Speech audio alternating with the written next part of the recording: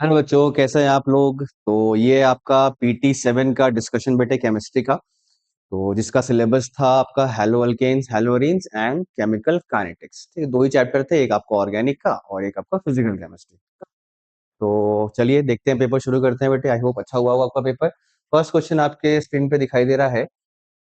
इस रिएक्शन को क्या बोला जाता है ना, जो कि आपका हेलो अल्केन का क्वेश्चन है बेटे। तो ये बहुत ही कॉमन रिएक्शन है। Wurtz Wurtz Fittig, Wurtz Fittig है ना, ये सब बहुत बार आपने पढ़ा। वुड्स क्या होता है, अगर दो अल्काइल हैलाइड्स मिलते हैं ड्राई ईथर के प्रेजेंस में, उसको वुड्स वुड्स बोलते हैं। ठीक है। आपका फिटिक क्या होता है, दो अराइल हैलाइड्स मिलते हैं तो उसको फिटिक बोलते हैं ना। और एक अल्काइल हैलाइड और एक आपका अराइल मिले, ठीक है, तो उसको हम लोग वुड्स फिटिक बोलते हैं। तो क्योंकि यहाँ पर दो अराइल हैलाइड्स मिल रहे हैं, ठीक है, दैट इज वाई ये क्या कहलाएगा बेटे, आपका फिटिक रिएक्शन। ठीक है। नेम रिएक्शन से पूछा गया है, straight forward question. Next question पे आते हैं।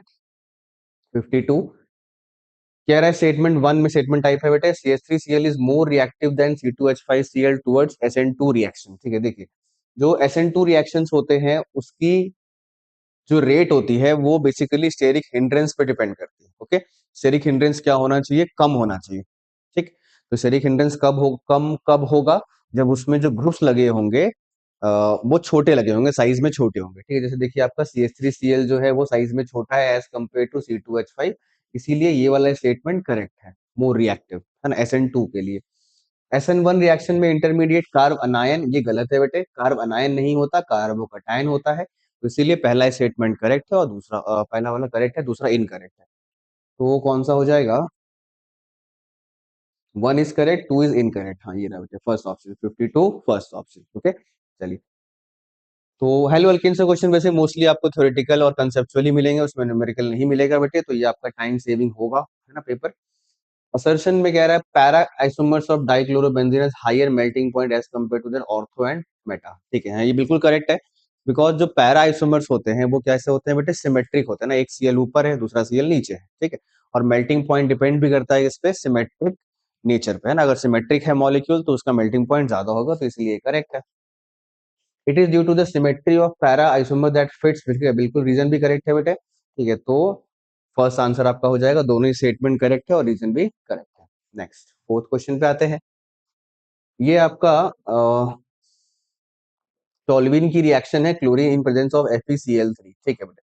तो FeCl3 आपको पता है it is a Lewis acid, और Cl2 है आपका। तो ये आपका जो रिएक्शन हो गई वो क्या होगा, EAS रिएक्शन की बात हो रही है, जिसमें Cl2 से टूटेगा बॉन्ड और Cl माइनस आ जाएगा FeCl3 के पास, और Cl प्लस अटैक करेगा रिंग पे। क्योंकि टोल्यूइन में जो CH3 ग्रुप है वो आपका एक एक्टिवेटिंग ग्रुप है, that is ortho para directing, इसीलिए मेजर प्रोडक्ट्स क्या बनेंगे बेटे, mixture of ortho and para chlorotoluene. ठीक है, Cl लग जाएगा ऑर्थो पे भी और पैरा पे भी। ठीक है। Next, incorrect statement regarding chirality is, okay, the product obtained by SN2 reaction of haloalkane have chirality at the reactive site shows inversion of configuration। हाँ ठीक है बेटे, ये इन्वर्जन होता है ना, SN2 में इन्वर्जन होता है और SN1 में रिटेंशन एंड इन्वर्जन दोनों होता है, ऑलमोस्ट इक्वल के परसेंटेज में, है ना। इनैंशियोमर्स आर सुपर इम्पोजेबल, नहीं ये सुपर इम्पोजेबल नहीं होते बेटे, enantiomers are non superimposable mirror images. ठीक है, तो आपसे इनकरेक्ट ही पूछा है तो ये आपका आंसर हो जाएगा।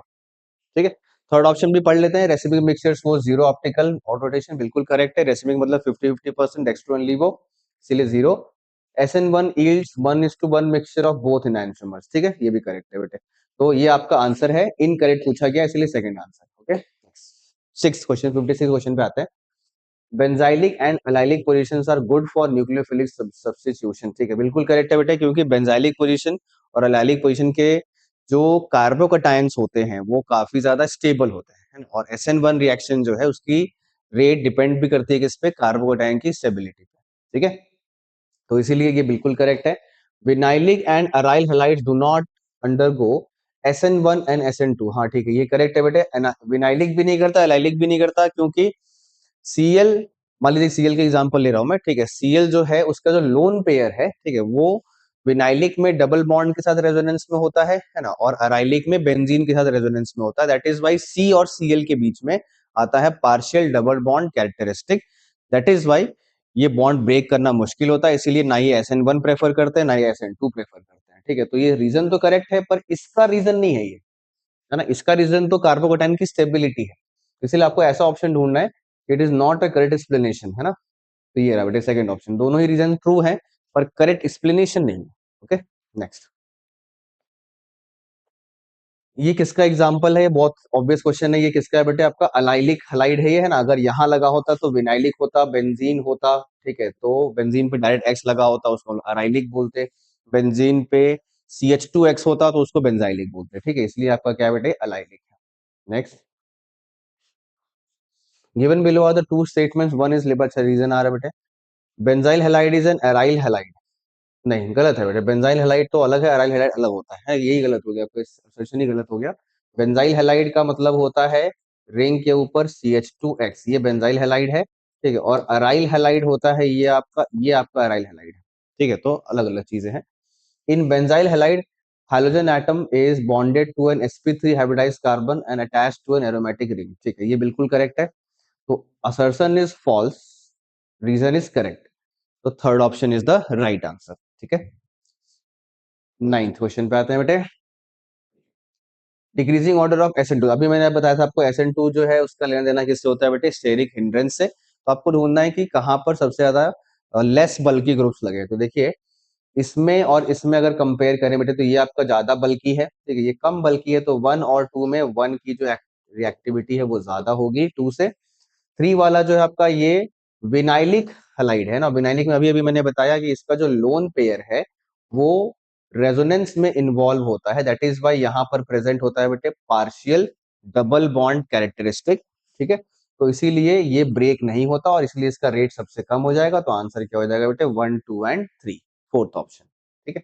चलिए नेक्स्ट क्वेश्चन पे आते हैं, 60, 1 क्लोरोप्रोपेन हैज हायर बॉइलिंग, पर देखिए बॉइलिंग पॉइंट का लेना देना क्या किससे होता है बेटे, सरफेस एरिया से, है ना, सरफेस एरिया ज्यादा होगा बॉइलिंग पॉइंट ज्यादा हो जाएगा, और सरफेस एरिया डिपेंड करता है लेस ब्रांचिंग होनी चाहिए ना, अगर ब्रांचिंग्स हो रहे हैं तो सरफेस एरिया आपका घट जाता है, ठीक है, तो 1 क्लोरोप्रोपेन जो है वो ये है बेटे, है ना, ये आपका 1 क्लोरोप्रोपेन है, ठीक है, इसकी सरफेस एरिया ज्यादा होगी एज कंपेयर टू 2 क्लोरोप्रोपेन, ठीक है, तो इसका बॉइलिंग पॉइंट ज्यादा होगा, ठीक है, और इसका बॉइलिंग पॉइंट कम होगा, तो 1 क्लोरोप्रोपेन है हायर बॉइलिंग पॉइंट, ये करेक्ट है बेटे। और isomeric alkyl halides order of boiling point is, नहीं ये गलत है बेटा, 3 डिग्री में ब्रांचिंग ज्यादा हो जाती है, तो ब्रांचिंग होने से सरफेस एरिया कम हो जाएगा, बॉइलिंग पॉइंट कम हो जाएगी, ठीक है, ये बता रहे हैं उल्टा, ऑर्डर होना चाहिए 1, 2, 3, ये बता रहे हैं 3, 2, 1, तो ये रॉन्ग है, तो 1 is true 2 is wrong, 1 is true 2 is wrong, ये आपका आंसर है 60 का, ठीक है, 60 का 1। नेक्स्ट 61, अच्छा हाँ ये देखिए बेटे ये रिएक्शन है आपका, ये कायरल कार्बन आपको यहाँ पर दिख रहा है, इसकी कायरलिटी इफेक्ट होगी बिकॉज आप जो रिएजेंट यूज कर रहे हैं वो NaI है, आई आपका रिप्लेसमेंट आई लगेगा, है ना, वो आपका इनकमिंग ग्रुप है, Cl हटेगा, अच्छा, और ड्राई एसीटोन जो है वो आपका पोलर ए प्रोटिक सॉल्वेंट है, दैट इज वाई वो प्रेफर करता है बेटे क्या, SN2 रिएक्शन, ठीक है, इट प्रेफर्स SN2 जिसमें इन्वर्जन होता है कन्फिग्रेशन का, तो देखिए Cl यहाँ पर है, अगर यहीं से आके आई लग जाता तो आप बोलते कि वो SN1 है, ठीक है, SN1 में मतलब ये हो गया रिटेंशन, सॉरी SN1 तो नहीं बोलेंगे, रिटेंशन बोलेंगे, ठीक है, तो इन्वर्जन के लिए क्या होगा बेटे, आई उल्टे साइड से आके लगेगा, यहाँ से आके आई लगेगा आपका, और H जो है वो अपनी पोजीशन को यहाँ पर कर लेगा, ठीक है, तो ऐसा कुछ ऑप्शन देखिए जिसमें आई उल्टे साइड से आके लग रहा है, ये रहा बेटा देखो ये रहा, अगर ये वाला प्रोडक्ट देखें तो जिसको बोलेंगे रिटेंशन प्रोडक्ट है ये, और ये आपका इन्वर्जन प्रोडक्ट है, ठीक है, तो क्योंकि ये SN2 रिएक्शन है इसीलिए आप बोलेंगे कि इसमें सिर्फ और सिर्फ इन्वर्जन प्रोडक्ट ही बनेगा, ओके।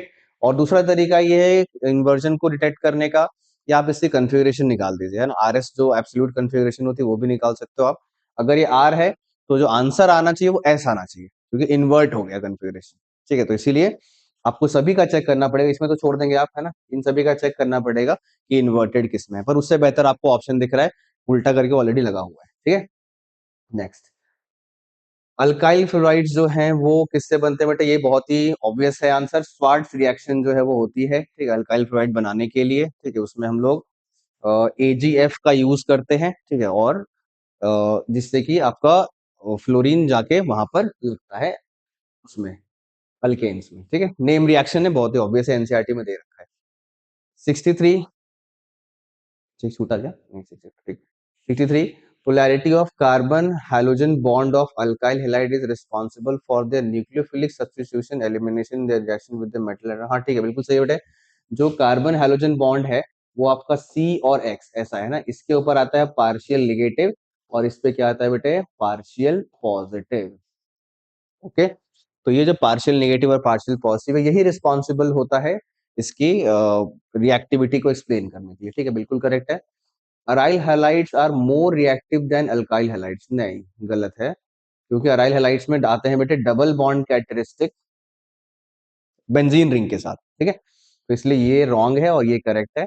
तो assertion is correct, reason is false, ये आपका आंसर है 63। ओके, नेक्स्ट 64 पे आते हैं। Most reactive alkyl halide towards SN2, फिर से वही आपको ढूंढना है बेटे, सबसे लेस स्टेरिकली हिंडर्ड जो अल्काइल हैलाइड है वो आपका आंसर होगा पहला वाला। इसमें देखिए ब्रांचिंग है ना, हिंडर करेगा, इसमें दो दो ब्रांच, इसमें भी ब्रांचिंग है, चेन भी बड़ी है। ठीक है, और इसमें भी तीन तीन ब्रांचिंग है, तो ये नहीं हो सकता ना, इसलिए फर्स्ट आंसर है आपका 64। 65 पे आते हैं। अब आगे बेटे केमिकल काइनेटिक्स के क्वेश्चंस, देखिए क्या है। Rate of reaction is given by the rate equation this, the value of the rate constant. देखिए रेट कांस्टेंट जो है ना वो एक ऐसा कांस्टेंट है जिसका लेना देना सिर्फ और सिर्फ टेम्परेचर से होता है। It depends only on temperature according to Arrhenius equation. ठीक है, तो ऐसा कुछ ऑप्शन देखिए, can be increased by increasing the temperature ना, कंसंट्रेशन से कोई फर्क नहीं पड़ता, सिर्फ टेम्परेचर से लेना देना है, सेकंड ऑप्शन है ना 65। ठीक है, नेक्स्ट 66। हाँ ठीक है, ये तो वो ऑब्वियस है बेटे, ये जो नंबर से आप इसी नंबर से क्या करते हैं सभी को डिवाइड करते हो, तो ऐसा कुछ ऑप्शन देखिए, x में 1 रहेगा, y में 2 रहेगा और इसमें रहेगा बेटे 3। ठीक है, तो ये रहा आपका आंसर। x का स्क्वायर नहीं आएगा यहाँ पे, x और y की पावर 2, हाँ ये रहेगा बेटे, ये आपका आंसर है थर्ड ऑप्शन। इसमें जो पावर मैं कह रहा हूँ x की पावर y और y की पावर 2, ये नॉर्मली नहीं होता। ठीक है, पर ये लिखा है एलिमेंट्री, और एलिमेंट्री रिएक्शन में जो स्टीशियोमेट्रिक कोफिशिएंट है वही क्या बन जाता है बेटे, आपका ऑर्डर ऑफ द रिएक्शन बन जाता है। ठीक है, तो इसीलिए आप सेफर साइड ये बोल सकते हो। ठीक है, नेक्स्ट दो डिफरेंट रिएक्टेंट जो है वो क्या नहीं हो सकते, वो ऑब्वियस आंसर होगा बेटे यूनिमॉलिक्यूलर नहीं हो सकता बेटे, क्योंकि अगर दो डिफरेंट रिएक्टेंट्स हैं तो मतलब दो मॉलिक्यूल्स कम से कम कोलाइड करेंगे, और दो मॉलिक्यूल्स कोलाइड करेंगे तो वो यूनी नहीं, वो मिनिमम बायोमॉलिक्यूलर तो होगा ही। ठीक है, थ्योरेटिकल क्वेश्चन है ये भी। Overall order of the reaction between X and Y is 3। अच्छा, ओवरऑल 3 है, मतलब दोनों का सम 3 है बेटे। ठीक है, तो सम 3 है, तो देखो ये सम 2 है और ये सम 4, ये दोनों नेग्लेक्ट हो गए, ये नहीं हो सकता। ठीक है, अब इसमें और इसमें चेक करना है अपने को। Which of the following rate equation must be correct if on doubling the concentration of X the rate of reaction gets doubled। देखो अगर X को डबल करने पे रेट डबल हो रहा है, इसका मतलब सिंपल है कि उसका पावर क्या है बेटे, 1 है। ठीक है, तो X की पावर 1 है, ऑब्वियसली Y की पावर क्या हो जाएगी, 2 हो जाएगी, तो X की पावर 1, Y की पावर 2। ठीक है, अगर कंसंट्रेशन डबल करने पे रेट 4 गुना होता, ठीक है, रेट 4 गुना होता तो आप बोलते कि उसका पावर क्या है बेटे, 2 है, तब X 2 होता और Y 1 होता। ठीक है, तो ये आपका आंसर है 68। हाँ ये तो अर्हेनियस इक्वेशन है, क्वेश्चन है बेटा, है ना, log k is equals to log of a minus A by 2.303 r और 1/t। देखिए ये आपका बन जाएगा स्लोप, ये y axis, this is x axis, ये स्लोप बन गया, तो ये रहा आंसर माइनस ये अपॉन 2.303 r। ठीक है, तो ये है आपका क्वेश्चन नंबर 69। नेक्स्ट 70 पे आते हैं। फर्स्ट ऑर्डर रिएक्शन आपको दे रखी है, स्पेसिफिक रेट दिया है। स्पेसिफिक रेट का मतलब क्या होता है बेटे, कि ये आपका के है ना, तो के की जो वैल्यू है वो आपको दे रखी है 10 की पावर -1 सेकेंड इनवर्स। इससे आपको पता लग रहा है कि it is a first order reaction. ठीक है, क्योंकि टाइम का जो इनवर्स है वो कौन सा ऑर्डर होता है बेटे, वो होता है फर्स्ट ऑर्डर। ओके, तो आपको बताना है कि कितना टाइम लगेगा 100 ग्राम को 25 ग्राम तक रिड्यूस होने में। ठीक है, तो आपको बताना है बेसिकली दो हाफ लाइफ, क्यों सोचो 100 से 50 एक बार आधा हुआ, और 50 से 25, और फर्स्ट ऑर्डर में हाफ लाइफ कंसंट्रेशन पे डिपेंड नहीं करती है। ठीक है, तो इसीलिए दो हाफ लाइफ मतलब 2 इंटू टी हाफ, ये आपको आंसर, ये आपका आंसर है। और टी हाफ कैसे निकालते हैं आप, टी हाफ निकालते हैं ln2/k बेसिकली। तो k आपको दे रखा है तो बस सॉल्व कर दीजिए, 2 इंटू 0.693/k। ठीक है, ये आपका आ गया बेटे सेकेंड इनवर्स। सेकेंड इनवर्स, ठीक है। तो 10⁻⁻1 है ना, 10⁻⁻1 तो ये हो जाएगा 20/0.7 के आसपास, ठीक है, 0.693। तो ये आएगा बेटे आपका 20/0.7 से डिवाइड करोगे तो ये 28 या फिर 39 ऐसा कुछ आना चाहिए, ठीक है, कर लीजिएगा डिवाइड पे, है ना। 200/7 सेकेंड्स, ये आपका आंसर। इसको सॉल्व करना पड़ेगा आपको, ठीक है, देख लीजिएगा। Next 71। If the volume of the container is made 1/8 of the initial, what will be the rate of the reaction as compared to the initial rate? देखिए, वॉल्यूम को ना अगर आप 1/8 करते हो तो वॉल्यूम बढ़ा रहे हो, ठीक है, सॉरी वॉल्यूम घटा रहे हो, सॉरी सॉरी वॉल्यूम घटा रहे हो, 1/8 कर दिया आपने, कंसंट्रेशन जो है वो बढ़ जाएगा 8 गुना, क्योंकि कंसंट्रेशन जो है वो होता है number of mole by volume, ठीक है। तो अगर आप वॉल्यूम को 1/8 कर दिए तो देखिए 8 चला गया ऊपर और ओरिजिनल कंसंट्रेशन 8 गुना हो गया, मतलब ये आपका ए था वो 8A हो गया और बी था वो 8B हो गया। 8 इंटू 8 कितना टाइम्स हो गया बेटे, 64 टाइम्स। तो आपका रेट बढ़ गया कितने से, 64 टाइम्स से, ठीक है। तो ये हुआ आपका question number 71। Okay, next question पे आते हैं हम लोग, दैट इज 72। इसमें क्या कह रहा है कि फर्स्ट ऑर्डर रिएक्शन है, unit of A in Arrhenius equation. देखिए अर्हेनियस इक्वेशन आपको पता है बेटे क्या होता है, k इज इक्वल्स टू ए ई की पावर माइनस ए अपॉन आर टी, ठीक है।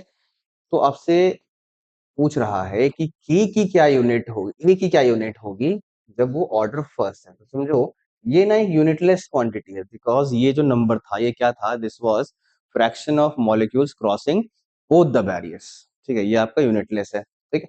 और k की जो यूनिट होती है वो सेकंड इनवर्स होती है किसमें, फर्स्ट ऑर्डर में। तो जो इसकी यूनिट होगी वही इसकी यूनिट हो जाएगी, है ना। तो ये सेकंड इनवर्स है, ये भी क्या हो जाएगा बेटे, सेकंड इनवर्स, ठीक है, बिकॉज ये डायमेंशनलेस होता है, ठीक है। तो आंसर क्या हो जाएगा आपका थर्ड, ठीक है। चलिए नेक्स्ट क्वेश्चन पे आते हैं अब, है ना, एक सेकंड ना।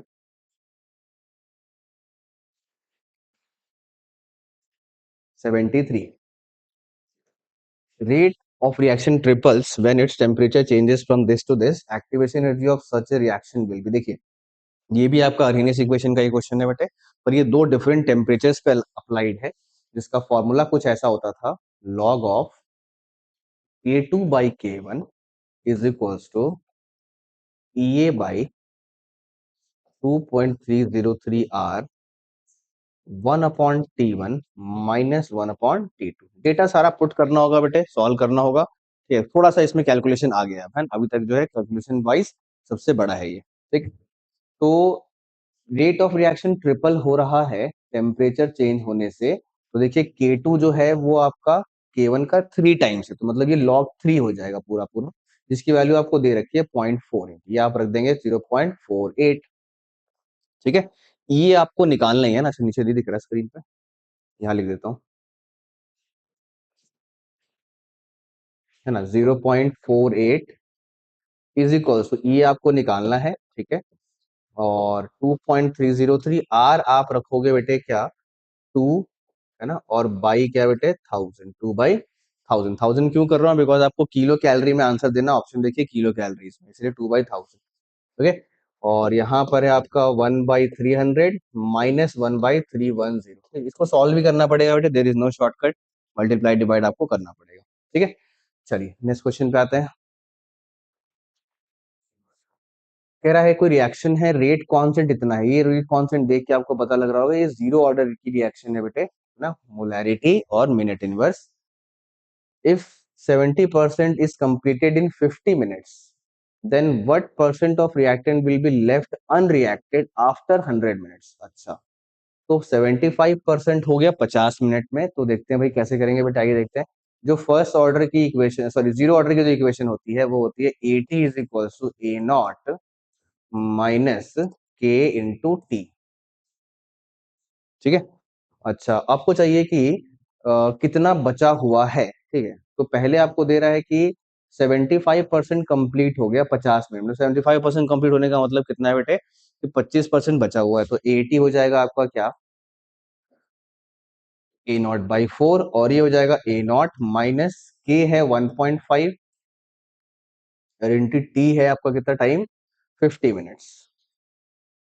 ठीक है, तो यहां से आपको A0 की वैल्यू मिलेगी है ना, इसको इधर लेके जाएंगे, इसको यहाँ पर लेके आएंगे। ठीक है, तो ये बन जाएगा क्या 50 × 1.5, ये हो जाएगा बेटे आपका 75 है ना, हाँ 75, और इज इक्वल्स टू 3A0/4। तो ये कट जाएगा बेटे आपका कितने से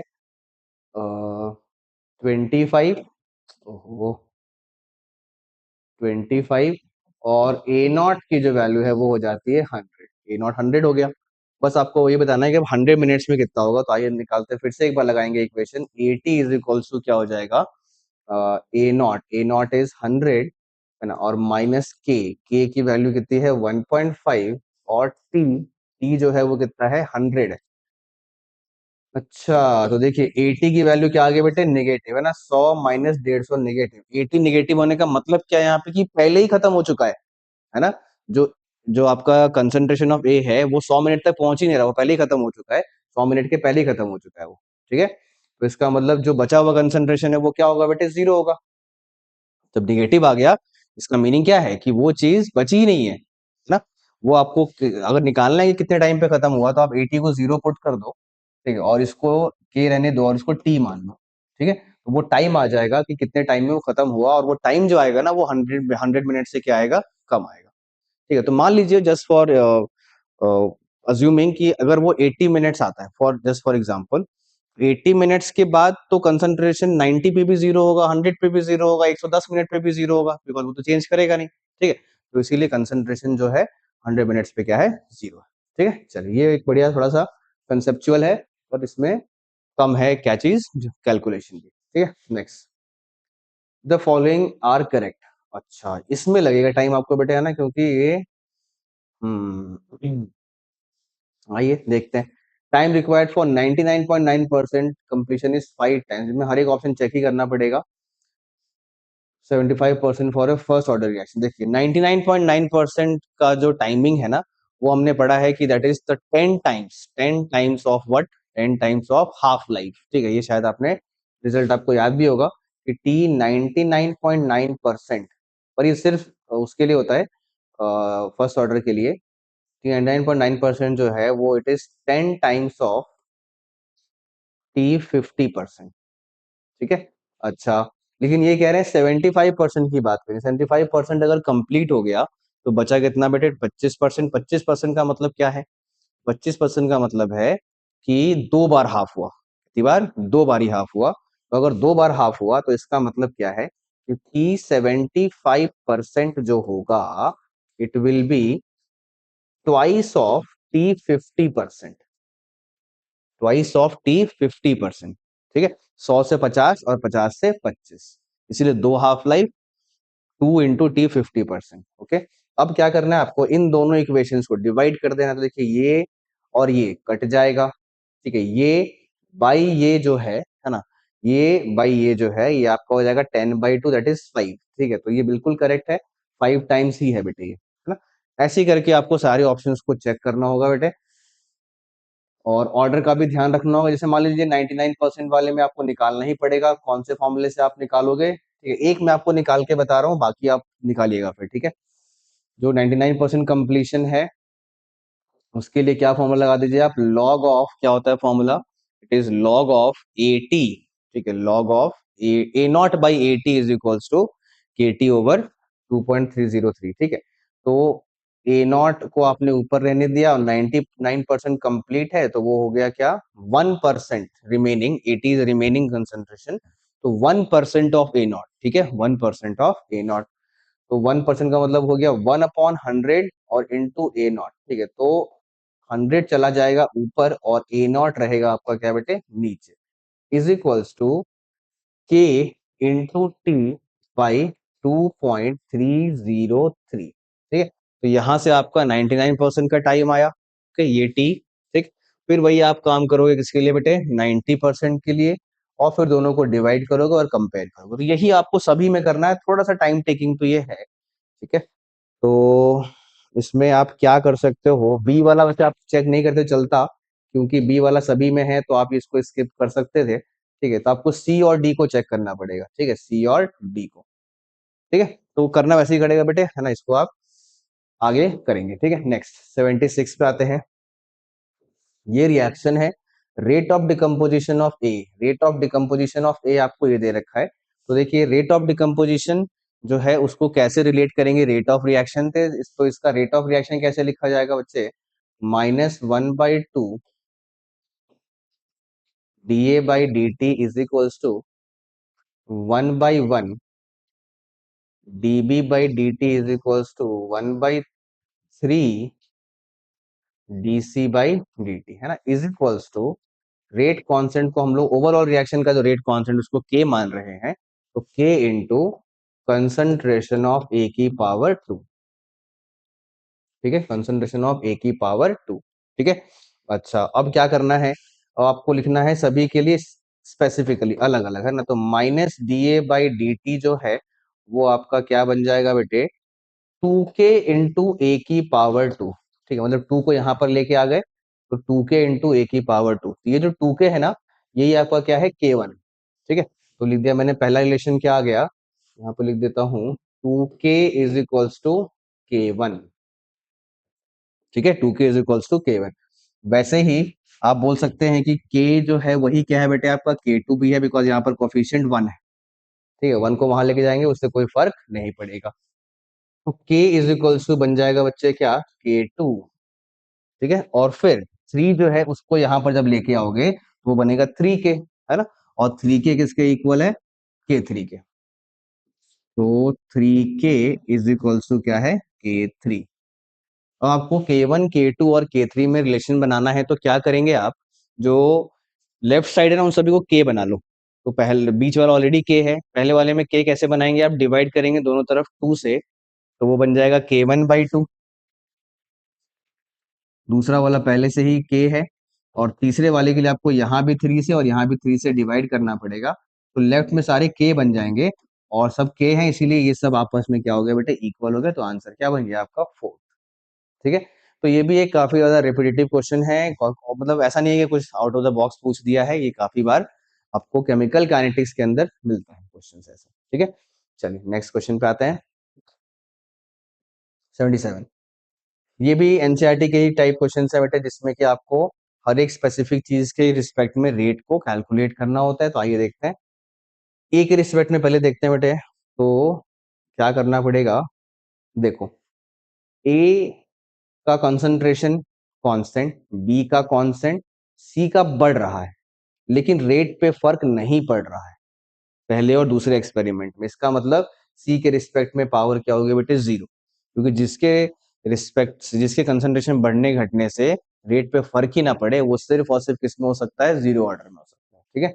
चलिए तो सी का तो हो गया। अब देखो भाई क्या करेंगे हम लोग, अब निकालेंगे किसका, बी का निकाल लेते हैं। तो इसके लिए आप पहला और तीसरा जो है ना उसको डिवाइड करेंगे। देखिए जरा, ए का सेम, सी का सेम, और बी का हो रहा है डबल, बी का हो गया डबल, कंसंट्रेशन डबल। तो कंसंट्रेशन डबल तो देखो रेट भी डबल, उसे मल्टीप्लाई करेंगे आ जाएगा, ठीक है। कंसंट्रेशन डबल रेट डबल मतलब पावर 1, पावर 1, ठीक है जी। अच्छा अब आते हैं ए के ऊपर। ए में देखिए, अगर मैं इसको देखता हूं, मान लीजिए मैं फोर्थ और थर्ड को देख रहा हूँ बेटा, है ना, फोर्थ एंड थर्ड। तो देखो ये हाफ हो रहा है, ठीक है, ये, अच्छा इसमें भी चेंज हो रहा है, तो इसको आप इग्नोर करेंगे, कोई ऐसा लीजिए जिसमें कि चेंज ना हो। हम्म, ठीक है, तो एक काम करते हैं बेटा, हम लोग बनाते हैं फोर्थ और सेकंड का कॉम्बो, है ना, फोर्थ और सेकंड का, ठीक है, फोर्थ और सेकंड। तो देखिए फोर्थ और सेकंड में ये कंसंट्रेशन हो रही है डबल, है ना, ए की क्या हो रही है, डबल हो रही है, 005 से 0.01, ठीक है। अच्छा, और बी के साथ क्या हो रहा है, देखो 005 005, नो चेंज, ठीक है, तो बी तो कट गया। ठीक है, सी के साथ क्या हो रहा है, बढ़ रहा है, लेकिन सी का पावर पहले ही जीरो है, इससे तो फर्क ही नहीं पड़ता। ठीक है, तो ये तो वैसे भी इग्नोर हो रहा है। ठीक है, तो ये डबल हुआ बेटे, तो देखो रेट भी क्या हो रहा है, डबल हो रहा है ना, फोर्थ और सेकंड में कंपेयर करो, रेट डबल, इसको आप 2 से मल्टीप्लाई करो, देखो 5 आ जाएगा। ठीक है, तो इसके रिस्पेक्ट में भी पावर क्या है फिर 1। तो x दैट इज a की पावर 1 है, b की पावर भी 1 है, और c की पावर क्या है 0, तो 1 1 0। ठीक है, ये आपका आंसर है। ठीक, इसको मैं ऐसी टेबल से करने के लिए सजेस्ट करता हूँ, बाकी प्रोसेस पूरा वही है, चार आपको अलग अलग रेट ऑफ रिएक्शंस को लिखना पड़ेगा। ठीक है, वो थोड़ा सा लेंदी प्रोसेस है लेकिन। ठीक है, नेक्स्ट क्वेश्चन पे आते हैं। 78, influence of temperature on the rate of reaction. हाँ ठीक है, तो सिंपल आ गया बेटे, है ना, थ्योरेटिकल आया थोड़ा सा, अर्हेनियस का जो है लेना देना है, के और टेम्परेचर को रिलेट करता है। Concentration become this from this in the first और इन 10 सेकंड हाफ लाइफ। अच्छा देखिए बेटे, 0.5 से आप कहाँ आ गए, 0.25 आ गए। ठीक है, तो हाफ हो गया, है ना, और हाफ हो गया तो वही हाफ लाइफ है। ठीक है, तो 10 सेकंड ही क्या बन जाएगा आपका बेटे, हाफ लाइफ बन जाएगा। ठीक है, become this from this in 10 second. अच्छा जी, थोड़ा सिंपल क्वेश्चन हो गया तो, है ना, 0.5 से 0.25 हाफ कर दिया, तो हाफ होने में जो टाइम लगता है वही हाफ लाइफ होती है। ठीक है, 80, burning of coal represented by the equation the rate of reaction is increase. देखिए रेट इंक्रीज करने के लिए बेटा आपको क्या करना पड़ेगा, पहला तो decrease in concentration of oxygen. अगर इसको डिक्रीज करेंगे तो रिएक्शन पीछे जाएगी, तो गड़बड़ हो जाएगा, है ना, गड़बड़ हो जाएगा, ये नहीं हो सकता, हमें आगे लेके जाना है। पाउडरिंग द लम्प्स ऑफ कोल, ये होगा बेटे, क्योंकि अगर आप पाउडर के फॉर्म में कार्बन को डालोगे तो उससे सरफेस एरिया बढ़ता है, और सरफेस एरिया बढ़ने से क्या होता है कि जो रेट ऑफ रिएक्शन है वो इंक्रीज करता है। ठीक है, डिक्रीजिंग द टेम्परेचर। हाँ ठीक है, ये भी करेक्ट है। अच्छा, दो करेक्ट हो रहे हैं इसमें तो भाई, क्योंकि ये रिएक्शन ना एक एक्सोथर्मिक रिएक्शन है, और एक्सोथर्मिक रिएक्शन जो है वो फॉरवर्ड तब जाती है जब टेम्परेचर को लोअर करते हो। ठीक है, providing inert atmosphere for burning, नहीं इससे कुछ लेना देना नहीं है। ठीक है, तो इसका तो दोनों होगा बेटा ना, सेकंड भी होगा थर्ड भी होगा, है ना, क्वेश्चन नंबर 80 का। चलिए नेक्स्ट क्वेश्चन पे आते हैं।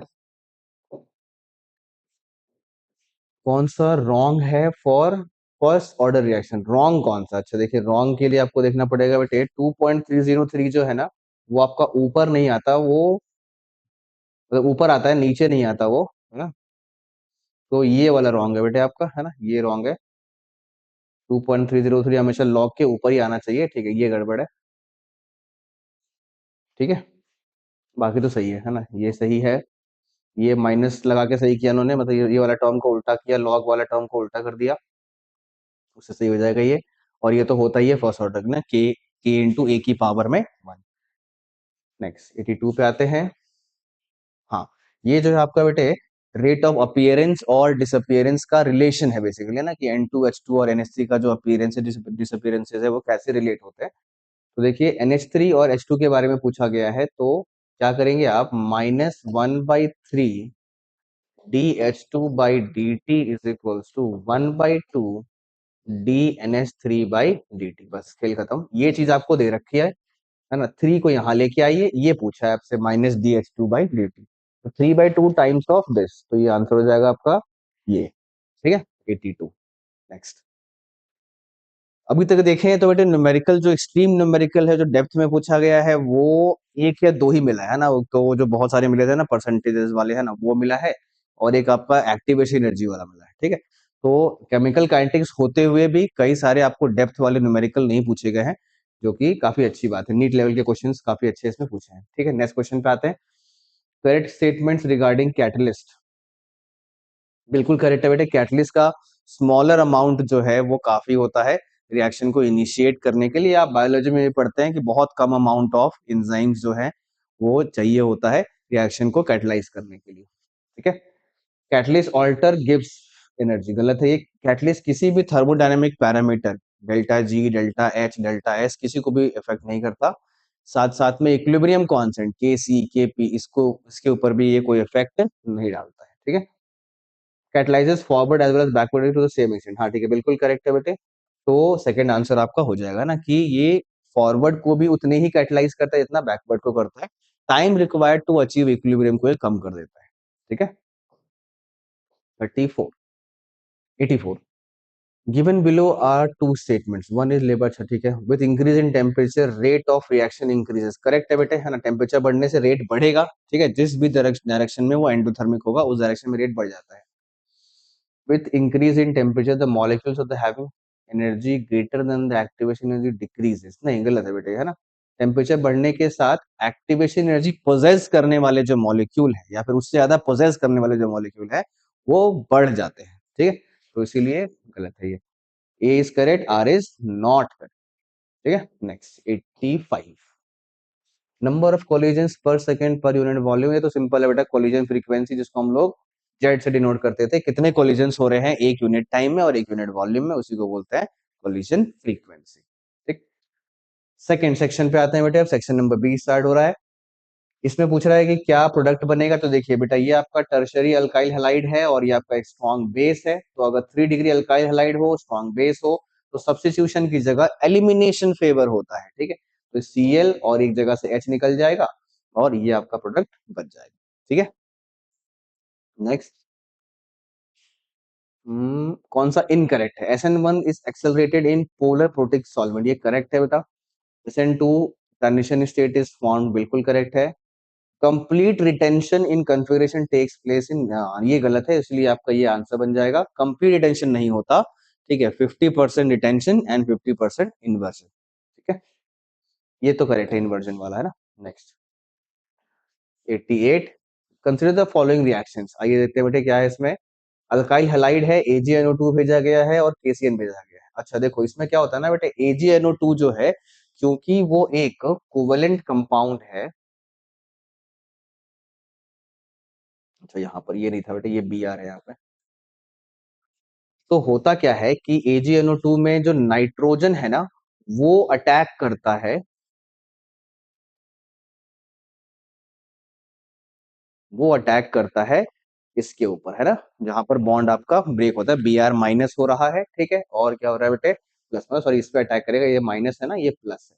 ठीक है, तो यहाँ नहीं, इस पे अटैक करेगा। ठीक है, तो ये हुआ Br माइनस और ये हुआ पॉजिटिव। ओके जी,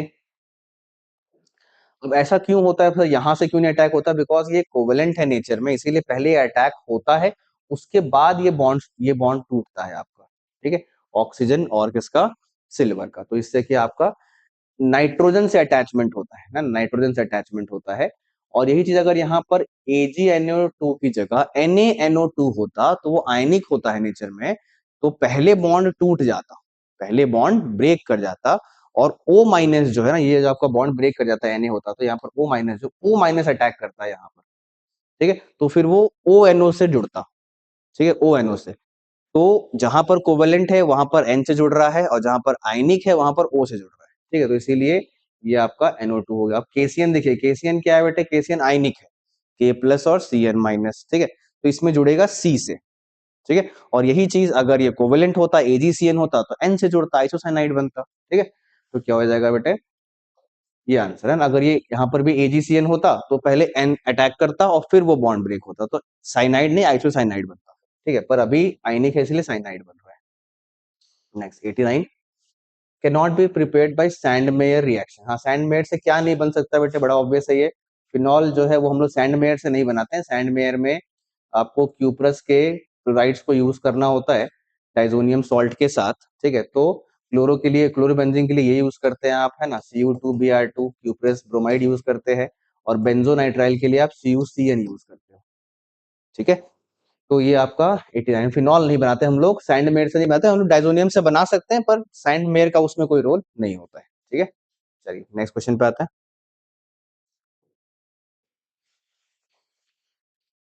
90,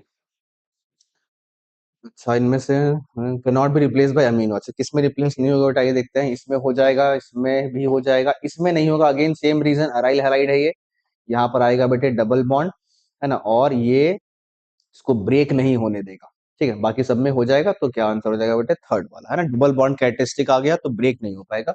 बाकी इसमें हो जाएगा H और Cl निकल जाएंगे। ठीक है, और आपका अमाइन बन जाएगा, है ना, CH3 CH2 NH2।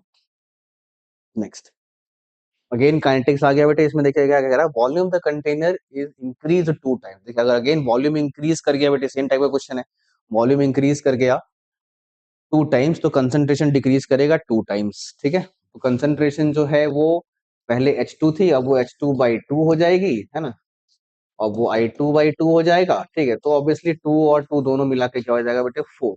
तो 1/4 times of the original rate, ये आपका आंसर है 91। 92 में क्या कह रहा है, अच्छा देखिए ये आपका अगेन काइनेटिक्स है बेटे। तो इसमें हम लोग क्या करते हैं, स्लो स्टेप की मदद से रेट को लिखा जाता है बेटे। तो स्लो स्टेप के लिए आप रेट लिखोगे, रेट इज इक्वल्स टू के इंटू, स्लो स्टेप का रेट कांस्टेंट लिख रहे हैं, इंटू N2O2 इंटू O2, है ना। फिर आपको बताया था मैंने कि जो इंटरमीडिएट होता है ना उसको रिप्लेस करना होता है, ठीक है। तो N2O2 देखिए इसमें कहीं नहीं है, तो इसका मतलब वो इंटरमीडिएट है। और इंटरमीडिएट को रिप्लेस करने के लिए आप जो फास्ट स्टेप होता है उसका इक्विलिब्रियम कांस्टेंट लिखते हो। फास्ट स्टेप का इक्विलिब्रियम कांस्टेंट कैसे लिखोगे, तो Kc is equals to N2O2 by NO का स्क्वायर, 2 बार NO इसलिए NO का स्क्वायर। तो N2O2 को हटाने के लिए Kc इंटू NO का स्क्वायर करोगे, ये हो जाएगा ये वाला आपका, है ना, K into Kc is into NO का स्क्वायर और O2। बस ऐसा कुछ ऑप्शन देखिए, NO का स्क्वायर और O2, ये रहा बेटे थर्ड ऑप्शन, है ना। K इंटू Kc को उन्होंने मिला के क्या लिख दिया है, K लिख दिया है, ठीक है। तो ये हम लोग करते हैं, स्लो स्टेप से रेट लिखते हैं, इंटरमीडिएट को रिमूव करते हैं by the writing the equilibrium constant of a fast step, ठीक है। चलिए नेक्स्ट क्वेश्चन पे आते हैं बेटे। 93 में कह रहा है डिकम्पोजिशन ऑफ गैसियस अमोनिया ने, हाँ ठीक है बिल्कुल करेक्ट है बेटे, करेक्ट है ये, है ना, ये फैक्चुअल बात है। प्लैटिनम सरफेस पे जो इसका डिकम्पोजिशन है वो जीरो ऑर्डर है, वो याद ही करना होता है आपको, ठीक है। At high pressure the metal surface gets saturated with gaseous molecules, हाँ ठीक है ये भी करेक्ट है। तो ये जो टॉपिक है ना, थोड़ा सा ना ये आपको मिला दिया सरफेस केमिस्ट्री से ना, ये एग्जांपल्स आपको सरफेस केमिस्ट्री में पढ़ने हैं, पर ये रिलेटेड केमिकल काइनेटिक्स से ही है, इसलिए यहाँ पर क्वेश्चन दिख रहा है। बट अगर टू बी फेयर अगर बात करें तो सरफेस केमिस्ट्री से मिले जुले सवाल भी नहीं पूछने चाहिए, ठीक है। बट पूछा हुआ है बिकॉज काइनेटिक्स का हिंट तो है यहाँ पे, ठीक है। खैर दोनों ही स्टेटमेंट बेटा ट्रू है, तो क्या आंसर हो जाएगा, हाँ both 1 and 2 are true. 93। 94, A is the initial concentration of a substance which reacts according to zero order kinetics। Completion के लिए A नॉट बाई के होता है बेटा, ये तो डायरेक्ट फॉर्मूला है, क्योंकि AT is equals to A not minus KT, ये जीरो रखना है, कंप्लीशन पे AT जीरो हो जाएगा, T इज इक्वल्स टू क्या हो जाएगा बेटे, A नॉट बाई के, A नॉट बाई के मतलब ये वाला आंसर, ठीक है 94। T1/4 can be time taken for the concentration and drop to this initial zero for this, then T1/4 can be written as, ठीक है। देखिए कह रहा है कि 3/4 ऑफ इट्स इनिशियल वैल्यू पे आ गया, इसका मतलब जो 80 है, जो आपका 80 है वो 3/4 A नॉट है। तो लॉग जो वाला जो फॉर्मूला आप लगाइए बेटा, A नॉट बाई 80, 80 की जगह क्या लिख दिया आपने, 3/4 A नॉट, ठीक है, is equals to KT by 2.303, जिसमें ये जो T है ये आपका क्या बन जाएगा बेटे, 3/4, दिस T इज 3/4, है ना। चलिए 3/4 नहीं, ये आपका 1/4 है, क्योंकि इन्होंने रिप्रेजेंट किया हुआ है 1/4, है ना, इसको 1/4 बोल रहे हैं बेटे ये। अच्छा जी,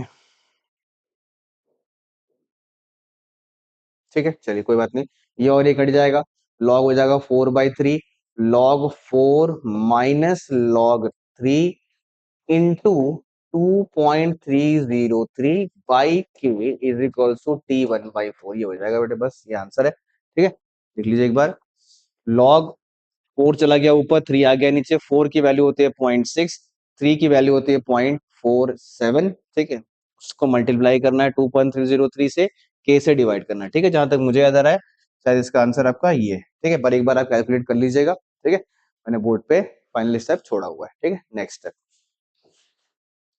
46 पे आते हैं बेटे, 96 पे में से कौन सा इनकरेक्ट है, overall order of the reaction is +½ let's see. इसका पावर 1 है, इसका पावर माइनस हाफ है, तो 1 और माइनस हाफ दोनों को ऐड करेंगे, order will be plus half. ठीक है, the reaction slows down as a product SO3 builds up. बिल्कुल करेक्ट है बेटे, क्यों? बिकॉज देखिए SO3 की पावर क्या है, नेगेटिव है। पावर नेगेटिव का मतलब वो नीचे आएगा, तो अगर आप SO3 की कंसंट्रेशन बढ़ेगी तो ऑब्वियसली रेट क्या हो जाएगा बेटे, कम हो जाएगा। ठीक है, तो रिएक्शन स्लोज डाउन हो गया। ठीक है, तो ये करेक्ट है। Order of reaction with respect to SO2 is 1। हाँ, SO2 के रिस्पेक्ट में ऑर्डर 1 है, देखिए यहाँ पर पावर 1 है, तो ये भी करेक्ट है। तो आपसे इनकरेक्ट पूछा था, तो ये आंसर हो जाएगा, है ना। Unit of rate constant is this. ठीक, यूनिट निकालेंगे कैसे बेटे? यूनिट निकालने के लिए तरीका बड़ा सिंपल है। यहाँ पर होता है मोल पर लीटर। ठीक है, ये हो गया के। SO2 का भी हो जाएगा मोल पर लीटर, और SO3 के लिए हो जाएगा क्या, मोल पर लीटर की पावर माइनस हाफ। ठीक है, तो देखो ये और ये कट गया यूनिट। यहाँ पर एक सेकंड इनवर्स भी होता है। के की जो यूनिट है वो क्या हो जाएगी, मोल, मोलर की पावर हाफ और सेकंड -1। ठीक है, तो ये तो नहीं है बेटा, है ना, ये आपका गलत है। ठीक है, ये आपका आंसर हो गया 96 का। 97 पे आते हैं बच्चों। जीरो ऑर्डर काइनेटिक्स के लिए T 75% इतना है, फाइंड T 50% कितना होगा। अच्छा, जीरो ऑर्डर में आपको वही इक्वेशन लगाना है, AT is equal to A0 वाला। तो 75% कंप्लीट हो गया, तो बचा कितना बेटे, दैट इज 25%। तो AT को आप लिखोगे क्या, A0/4। ये हो जाएगा A0 और ये हो जाएगा -K/30। ठीक है, ये हो गया आपका K की वैल्यू, है ना। तो K की जो वैल्यू है, अच्छा K दिया है क्या, फाइंड, अच्छा टाइम दे रखा है इन्होंने 30 मिनट्स। अच्छा जी, फाइंड T 50%। A0 तो चाहिए होगा। अच्छा ठीक है, चलो डिवाइड भी कर सकते हैं, ऐसा कर सकते हैं, A0 कट जाएगा, है ना। इसको यहाँ पर लेके आ जाएंगे बेटे, 30K इज इक्वल टू ये हो जाएगा 3A0/4। 3A0/4, ये पहला इक्वेशन हो गया। ठीक है, दूसरी इक्वेशन बनाएंगे आप, 50% पूछा है आपसे, तो 50% में जो बचेगा टाइम वो हो जाएगा A0/2K, है ना। ये आपका टाइम हो जाएगा 50%। ठीक है, तो अच्छा इसको इधर ही रहने देते हैं, KT को। ये हो जाएगा A0/2 इज इक्वल्स टू क्या, KT। ठीक है, बस क्या करो, इसको और इसको क्या कर दो, डिवाइड कर दो, है ना। ये इक्वेशन नंबर 1 है, ये इक्वेशन नंबर 2 है, डिवाइड कर देते हैं। के वाले साइड को के वाले से डिवाइड करना, ऐसा नहीं उल्टा कर दिया आपने। तो ये हो जाएगा 30K by KT is equals to, A0 cut जाएगा बेटे, यहाँ पर बचेगा 3/4 और यहाँ पर बचेगा क्या, 1/2। ठीक है, बस इसको सॉल्व करेंगे, के से के कट जाएगा, इसको सॉल्व कर दीजिए, आपको क्या मिल जाएगा बेटे, टाइम मिल जाएगा। ठीक है, 97, 98।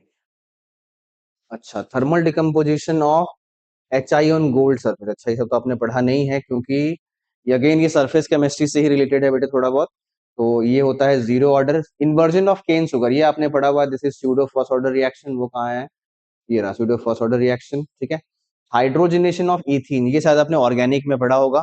ठीक है, ये भी आपका एक फर्स्ट ऑर्डर रिएक्शन होता है। एंड ये अभी अभी हमने देखा था, ये कौन सा ऑर्डर है बेटे, it is a zero order, है ना, gaseous ammonia on A platinum, hot surface of platinum. ठीक है, तो ये जीरो ऑर्डर। ठीक है, तो देखिए आंसर क्या हो जाएगा, ए का P है, बी का Q है, और C का R है, और D का P है। D का क्या है, P है। ठीक है, तो ये रहा बेटा, है ना, थर्ड ऑप्शन। ठीक है, ये है थर्ड ऑप्शन। चलिए नेक्स्ट, सेकंड लास्ट क्वेश्चन पे आते हैं। करेक्ट फॉर अर्हेनियस, तो अर्हेनियस के लिए जो करेक्ट है बेटे वो आपका देखिए ये रहा बेटे, है ना, log K वर्सेस 1/T। इसका एक क्वेश्चन पहले भी आ रखा है कि इसमें स्लोप क्या होता है, तो स्लोप की वैल्यू पूछी थी, -EA/2.303R, सेम पेपर में। ठीक है, तो स्लोप नेगेटिव है, दैट इज वाई ऐसा ग्राफ बन रहा है। ठीक है, 99। नेक्स्ट लास्ट क्वेश्चन पे आते हैं। ये रिएक्शन है, rate of appearance of B is with respect to the rate of disappearance of A is. अच्छा, ए का जो, सिर्फ वर्ड प्लेस में ध्यान दीजिएगा, rate of appearance of B पूछा है, तो अपीयरेंस ऑफ बी जो है वो होगा dB/dt। ठीक है, जो कि यहाँ पर 3 लगेगा बेटे, है ना, तो 1/3 dB/dt, है ना, और डिसअपीयरेंस होगा -1/2 dA/dt।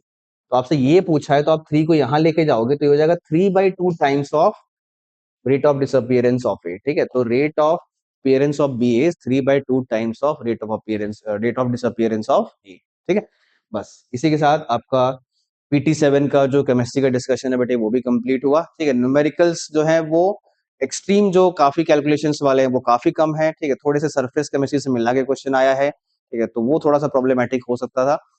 ऑल इन ऑल बात करें तो maximum to maximum 5 to 7 questions ऐसे हैं जो आपको प्रॉब्लम कर सकते हैं।